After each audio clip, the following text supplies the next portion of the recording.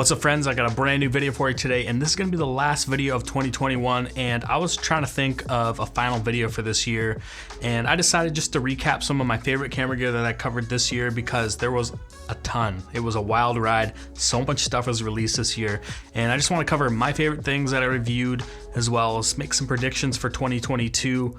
Every company this year dropped hit after hit, and it felt like every month there was another one or two lenses to cover, as well as a new camera like every month.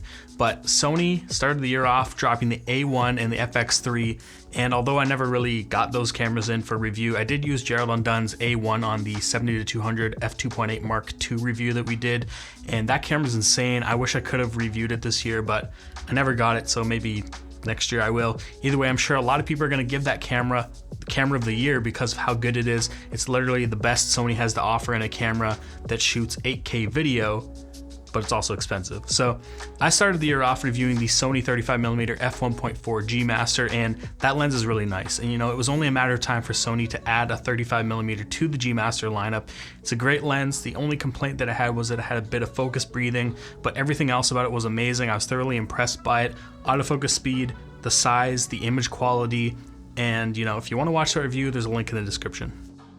Now around that same time, Fuji released the XE4, and although it's a nice camera, I feel like it's kind of the same things we've been getting from Fuji for the last couple of years, so I'm gonna skip that camera, but if you want to watch the review, I'll also have that in the description.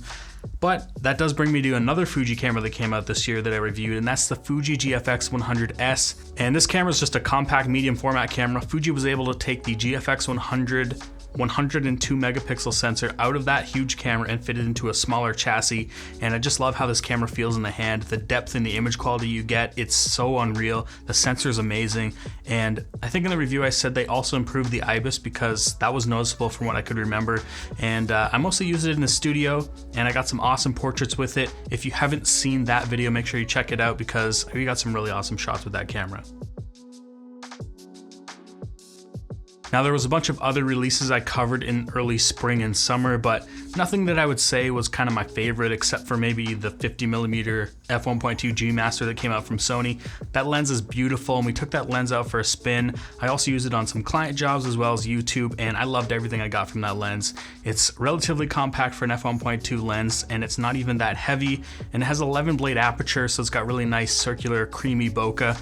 I really only tested it on my A7 III, so the autofocus is really fast on that camera, but I can only imagine what it's going to be like on newer Sony bodies like the A1 or the A7 IV that's coming out. In the summer, Fuji announced 3 new prime lenses. They're all f1.4, the 18mm, the 23mm, and the 33mm, and they're all awesome, and they're a huge step in the right direction for Fuji.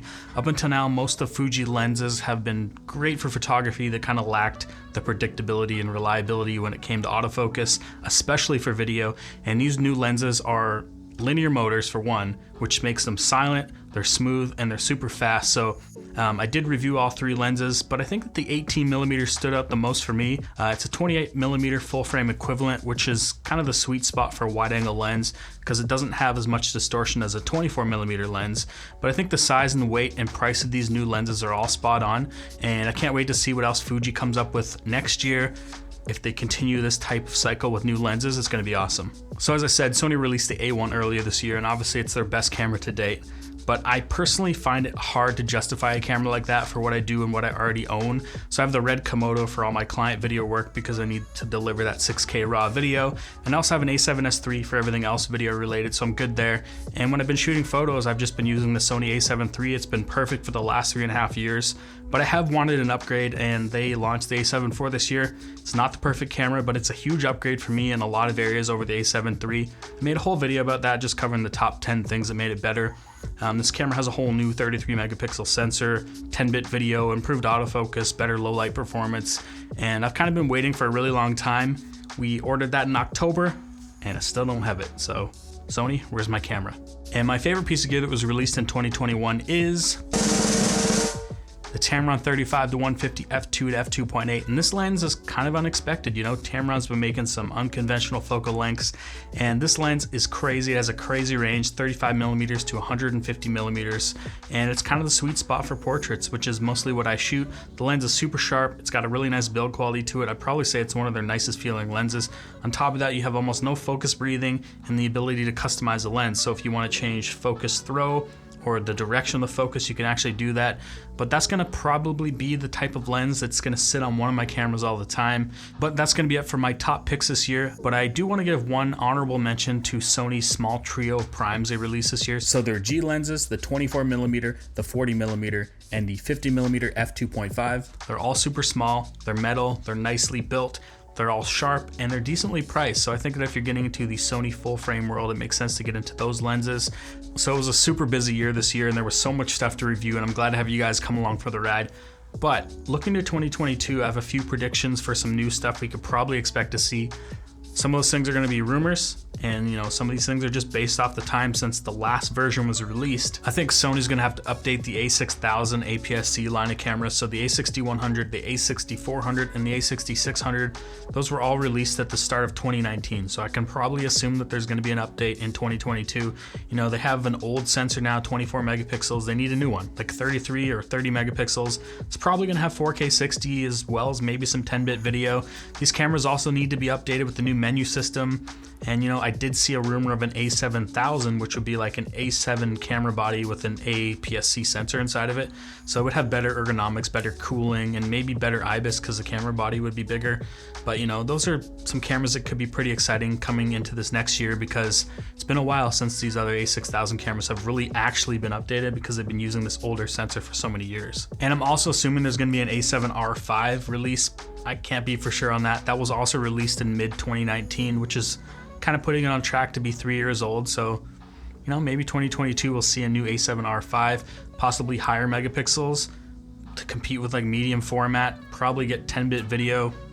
And I heard rumors of a curved sensor. I don't know.